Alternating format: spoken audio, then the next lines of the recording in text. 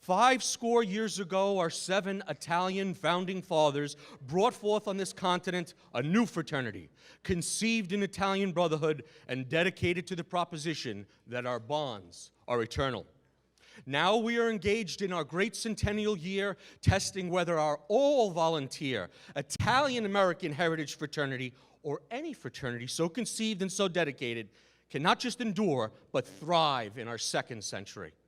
We are met in Washington, D.C. to celebrate our centennial. We have come to dedicate and celebrate our first 100 years and to mark it as the final resting place for those who gave of their time, gave of their talents, gave of their treasure that that fraternity might live.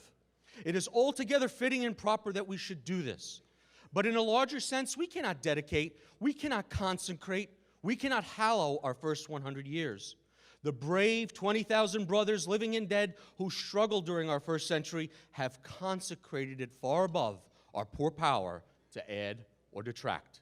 The world will little note nor long remember what we say tonight, but can never forget what our founders did at Syracuse University in 1914. It is for us, the living, rather, to be dedicated to the unfinished work which they who have fought have thus far so nobly advanced.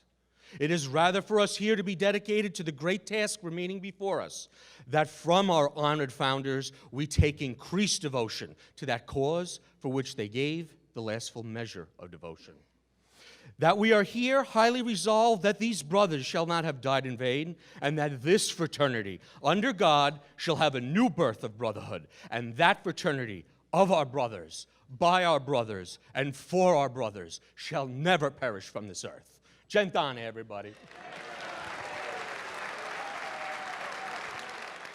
All brothers, please stand.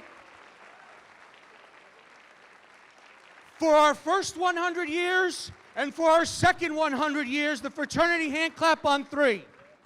1, 2, 3.